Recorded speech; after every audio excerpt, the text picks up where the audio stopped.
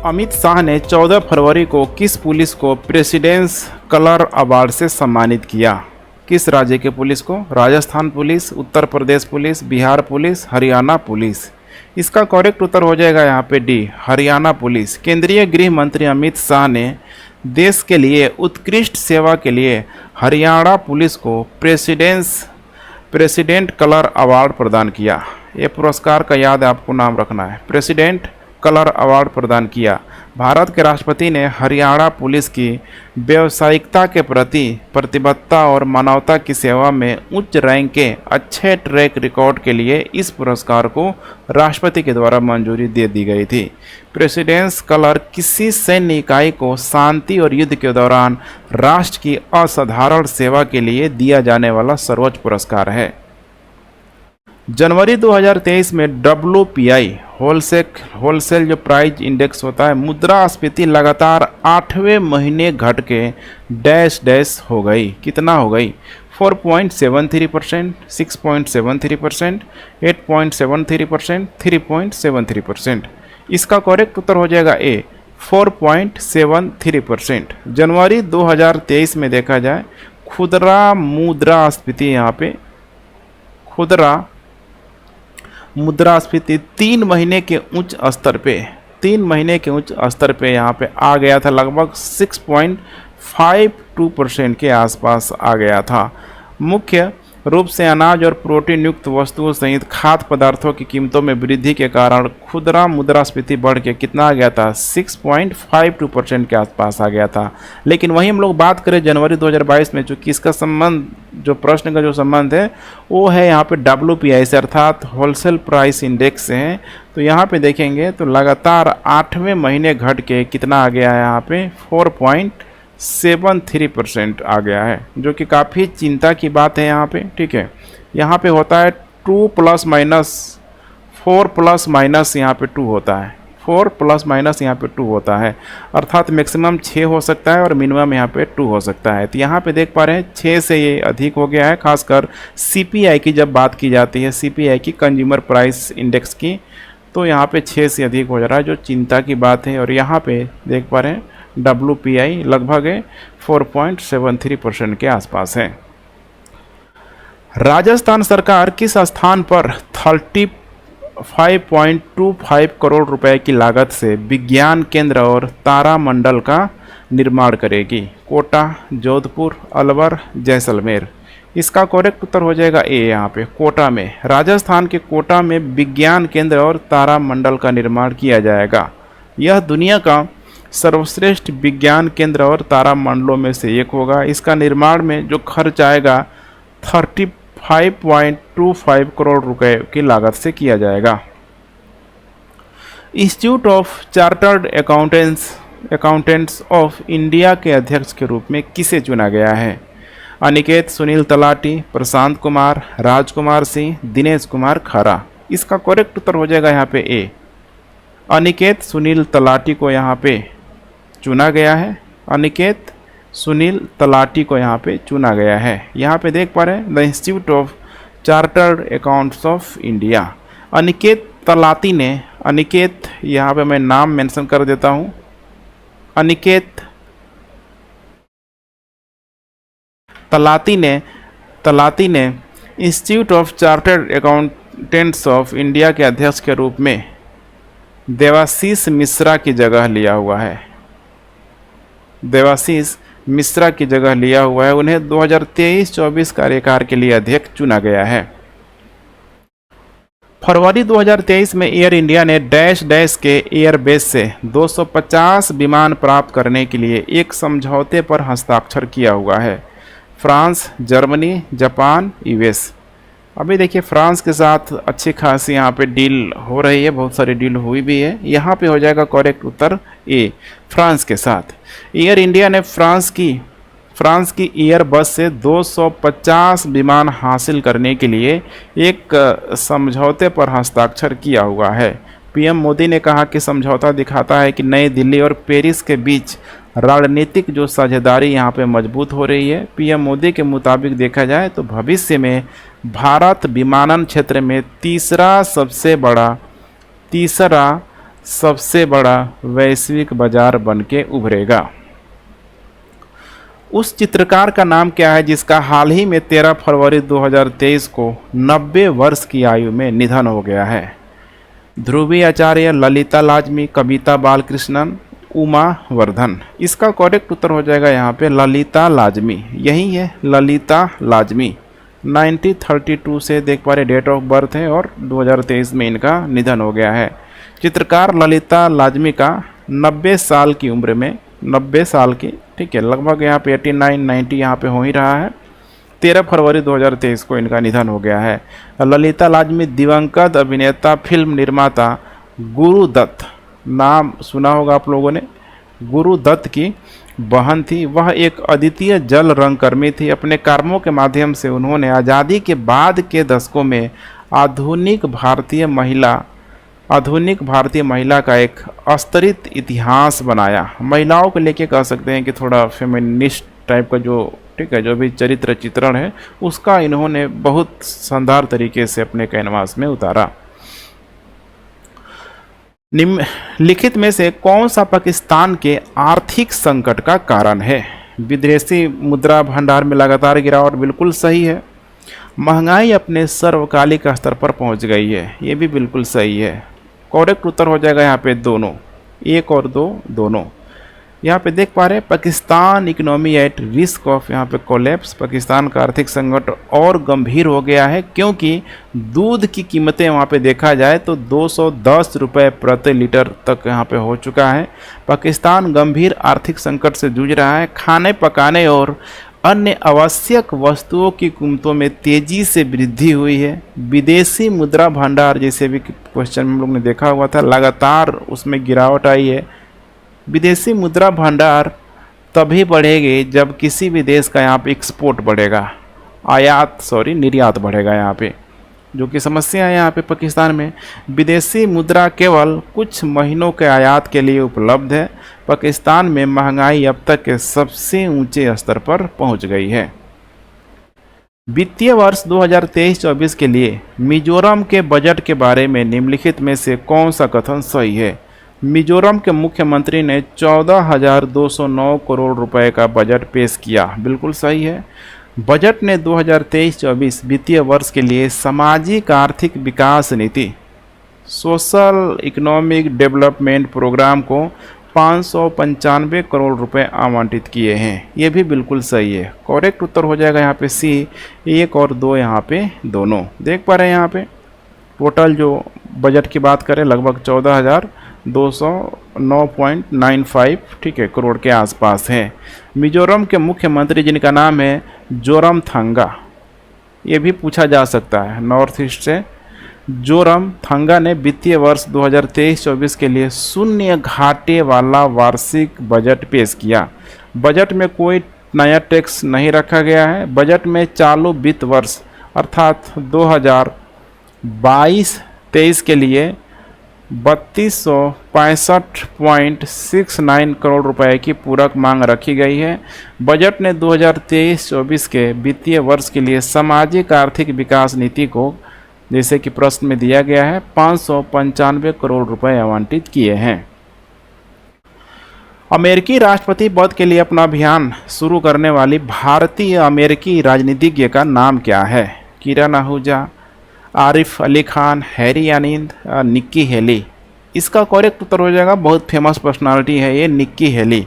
भारतीय अमेरिकी राजनीतिज्ञ निक्की हेली ने अमेरिकी राष्ट्रपति पद के लिए कवायद शुरू कर दिए, प्रयास शुरू कर दिया है। निक्की हेली के द्वारा घोषणा किया गया है कि वह 2024 में राष्ट्रपति चुनाव के लिए प्रयास जरूर करेगी। वह व्हाइट हाउस के लिए 2024 में अपनी पार्टी की उम्मीदवार बनने के लिए पूर्व अमेरिकी राष्ट्रपति डोनाल्ड ट्रंप को चुनौती देने वाली पहली रिपब्लिकन यहाँ बन गई है। सरकार को 2022-24 में डैश डैश के रिकॉर्ड खाद्यान्न उत्पादन की उम्मीद है। डैश डैश कितना खाद्यान्न की उम्मीद है यहाँ पे? रिकॉर्ड 3235.54 लाख टन यहाँ पे। इसके अलावा देख पा रहे हैं 4235.54 लाख टन, 2235.54 लाख टन, इसके अलावा 1235.54 लाख टन। इसका करेक्ट उत्तर हो जाएगा ए, यही है, ठीक है। 3235.54 लाख टन के आसपास 2022-24 में 2022-24 में रिकॉर्ड खाद्यान्न उत्पादन की यहाँ पे उम्मीद है, ठीक है। कृषि और किसान कल्याण मंत्रालय ने प्रमुख फसलों के उत्पादन का दूसरा उन्नत अनुमान जारी किया है। पौष्टिक और मोटे अनाज का उत्पादन देखा जाए तो 527.26 लाख टन होने की उम्मीद है, जो 2021-22 की तुलना में देखा जाए तो 16 लाख टन यहाँ पे अधिक है। अभी मोटे फसलों के लिए यहाँ पे G20 में भी हमने देखा कि प्रावधान रखा गया था कि वे लोग भी मोटे फसलों को प्रोत्साहन दे ताकि भारत से बड़ी मात्रा में उसका निर्यात हो सके।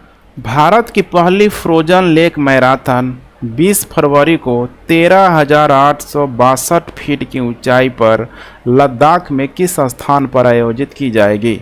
नुब्रा घाटी, त्सो मोरिरी, पेंगोत्सो, खारदुंगला। इसका करेक्ट उत्तर हो जाएगा यहाँ पे सी, पेंगोत्सो। पेंगोत्सो में लद्दाख द्वारा भारत की पहली frozen lake marathon the last run, देख पा रहे हैं, द लास्ट रन की यहाँ पे मेज़बानी की जाएगी। 20 फरवरी को भारत का पहला फ्रोजन लेक मैराथन लद्दाख के पेंगोत्सो में 13,862 फीट की ऊंचाई पर आयोजित किया जाएगा। सेना और भारत तिब्बत सीमा पुलिस ITBP को आयोजन के लिए उचित कार्य योजना के लिए लागू करने के लिए अनुबंध किया गया है। देख पा रहे हैं यहाँ पे पूरा जो, ठीक है, आइस में ही यहाँ पे मैराथन करना है, दौड़ लगाना है। निम्नलिखित में से कौन सा राज्य शिक्षा के लिए अधिक धन आवंटित करने वाले शीर्ष राज्यों में से एक नहीं है? बिहार, छत्तीसगढ़, हिमाचल प्रदेश, पंजाब। यहाँ पे अनुमान भी लगा सकते हैं, जैसे कि जो भी गरीब राज्य हैं वो कोशिश यही कर रहे हैं कि जितना अधिक से अधिक हो सके एजुकेशन को बढ़ावा दिया जा सके। भले रोजगार नहीं मिलेगा, जॉब नहीं मिलेगा, लेकिन एजुकेशन को मजबूत करने का प्रयास किया जा रहा है, क्योंकि एक समय के बाद से यहाँ से जॉब आएगा ही आएगा। इसमें देखा जाए तो बिहार और छत्तीसगढ़ बहुत अच्छा काम करते हुए नज़र आ रहे हैं। जैसे कि बिहार और छत्तीसगढ़ शीर्ष राज्यों में से एक है जिन्होंने शिक्षा के लिए अधिक धन आवंटित किया हुआ है। बिहार की बात करें तो अपने कुल बजट का 18.3% सिर्फ और सिर्फ यहाँ पे शिक्षा के लिए आवंटित किया हुआ है। वहीं छत्तीसगढ़ ने देखा जाए तो अपने अनुमानित जो शुद्ध बजट का जो व्यय है यहाँ पे कह सकते हैं 18.82% शिक्षा के लिए आवंटित किया हुआ है। इस दृष्टिकोण से यहाँ पे टॉप स्टेट हो जाता है छत्तीसगढ़, 18.82%। इसके अलावा देखा जाए तो दिल्ली सरकार अच्छा काम कर रही है। इसके अलावा असम, हिमाचल प्रदेश उन शीर्ष राज्यों में शामिल है जिन्होंने इस वित्तीय वर्ष के लिए शिक्षा पर अपने बजट व्यय का एक बड़ा हिस्सा आवंटित किया हुआ है। इस दृष्टिकोण से देखा जाए तो करेक्ट उत्तर यहाँ पे हो जाएगा डी, पंजाब में। 15 फरवरी को गुजरात विधानसभा में 2 दिवसीय संसदीय कार्यशाला का उद्घाटन किसने किया? जगदीप धनखड़, राजनाथ सिंह, द्रौपदी मुर्मू, ओम बिरला। इसका करेक्ट उत्तर हो जाएगा डी, ओम बिरला के द्वारा 15 फरवरी को गुजरात विधानसभा में लोकसभा अध्यक्ष ओम बिरला द्वारा 2 दिवसीय संसदीय कार्यशाला का उद्घाटन किया गया। इसका उद्देश्य यही है कि जो राज्य विधानमंडल के नवनिर्वाचित प्रतिनिधियों को विधायी प्रक्रियाओं से परिचित कराने में मदद करना है। समारोह के दौरान लोकसभा अध्यक्ष ओम बिरला ने कहा कि संसदीय लोकतंत्र के लिए सकारात्मक आलोचना और गुणवत्तापूर्ण बहस बेहद ही जरूरी है। पुरुष वर्ग में नेशनल रेस वॉकिंग चैंपियनशिप 2023 किसने जीती हुई है? अर्शदीप सिंह, राजकुमार सिंह, संदीप कुमार सिंह, सूरज सिंह। यहाँ पे पुरुष वर्ग के साथ साथ महिला भी है, महिला ने भी यहाँ पे जीती हुई है। इसमें करेक्ट उत्तर हो जाएगा यहाँ पे ए, अर्शदीप सिंह। यहाँ पे देख पा रहे हैं, कॉन्ग्रेचुलेसन अर्शदीप सिंह। इसके अलावा है यहाँ पे प्रियंका, ठीक है, गोस्वामी करके यहाँ पे अर्शदीप सिंह और प्रियंका गोस्वामी ने नेशनल रेस वॉकिंग जो चैंपियनशिप जीत लिया हुआ है। अर्शदीप सिंह और प्रियंका गोस्वामी ने विश्व एथलेटिक्स चैंपियनशिप 2023 के लिए और अगले साल पेरिस में होने वाले ओलंपिक के लिए यहाँ पे क्वालिफाई कर लिया है। क्वालिफायर है ये लोग।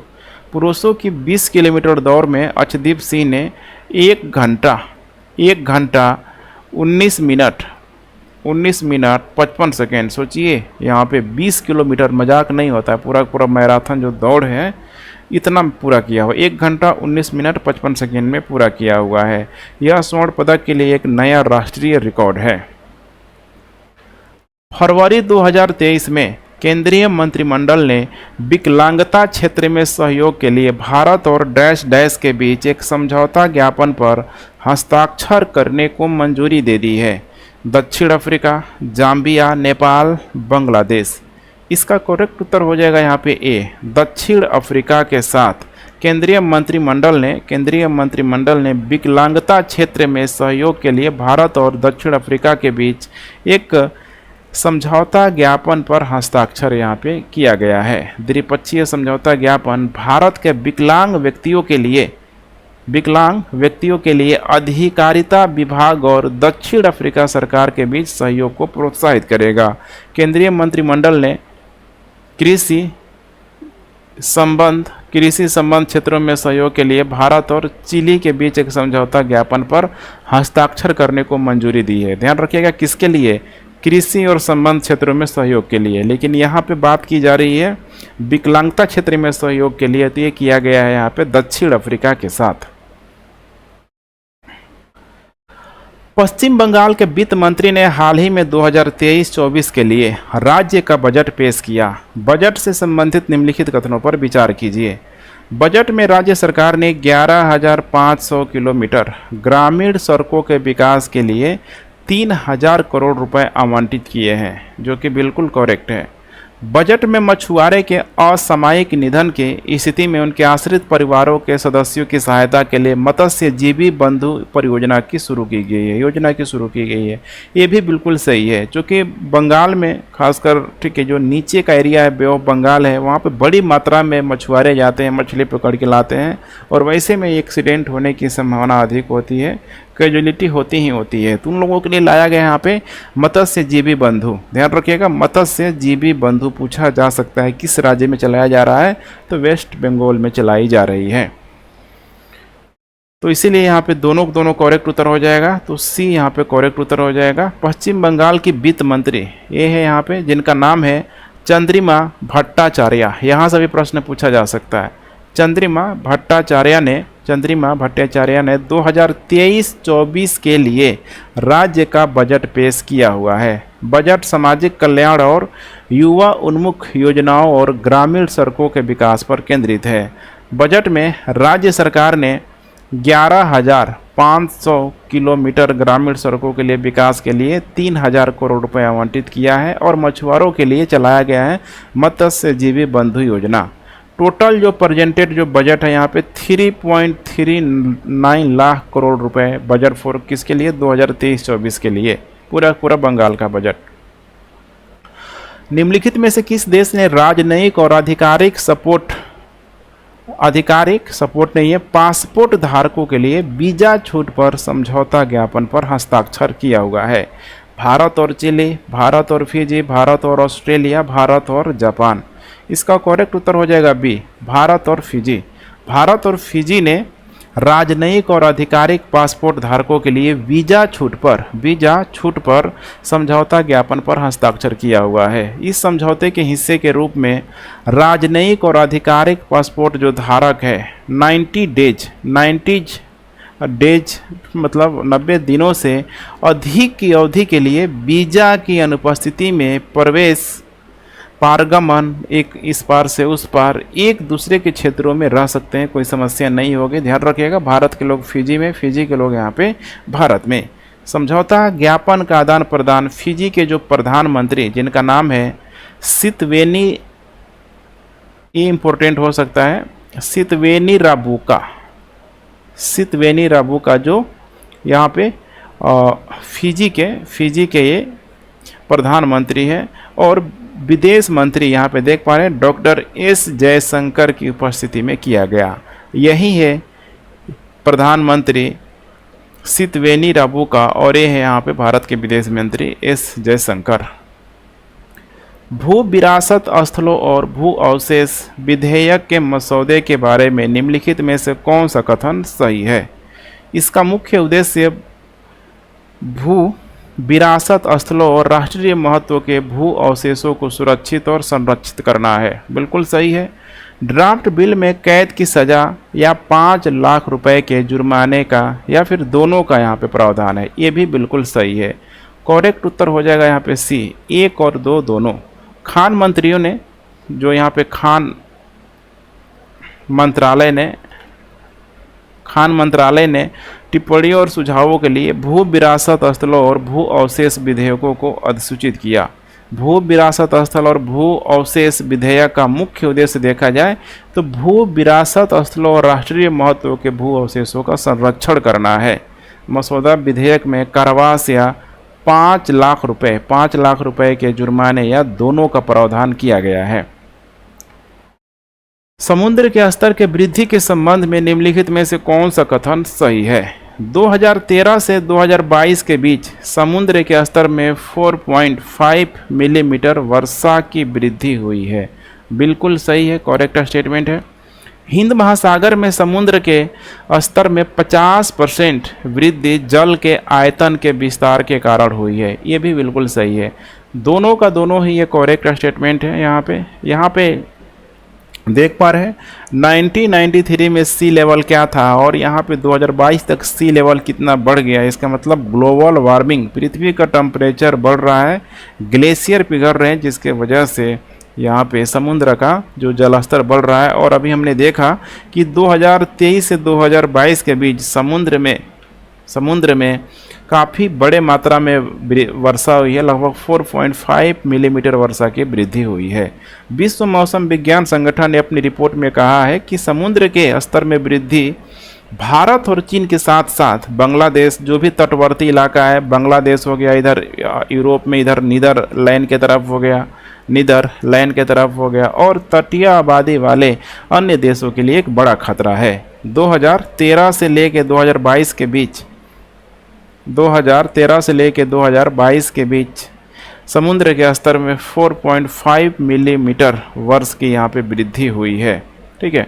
हिंद महासागर के समुद्र के स्तर में 50% वृद्धि जल के आयतन के विस्तार के कारण हुई है, क्योंकि समुद्र का पानी तेजी से यहाँ पे गर्म हो रहा है। सतह के गर्म होने के मामले में हिंद महासागर सबसे तेजी से गर्म होने वाला महासागर बन गया है। तो यहाँ पे आपको ध्यान रखना है, ठीक है, कि 4.5 mm प्रति वर्ष, यहाँ पे मैंने वर्षा बोल दिया था, हालांकि वर्षा भी हो ही रही है, पहले से तो बढ़ा है। 4.5 मिलीमीटर प्रति वर्ष की वृद्धि हुई है। ठीक है। निम्नलिखित में से कौन यूपीआई लाइट सुविधा करने वाला पहला बैंक बन गया है? जो हल्का वर्जन जो होता है, कह सकते हैं, बहुत ही कम डेटा में आसानी से चल जाएगा, आप ऐसे समझ सकते हैं। Airtel payment bank, Paytm payment bank, IDBI bank, India post payment bank. इसका करेक्ट उत्तर हो जाएगा डी नहीं होगा, यहाँ पे बी हो जाएगा, Paytm payment bank. Paytm payment bank UPI light feature launch करने वाला पहला बैंक बन गया है। पेटीएम पेमेंट बैंक लिमिटेड ने यूपीआई लॉन्च किया है। यह कई छोटे मूल्य वाले यूपीआई लेन देन को तेज़ी से सक्षम करेगा, तेज़ी से ट्रांजैक्शन सक्सेसफुल होगा। यूपीआई लाइट पेटीएम के माध्यम से सिंगल क्लिक के साथ तेज़ी से रियल टाइम लेन देन करने में मदद करेगा।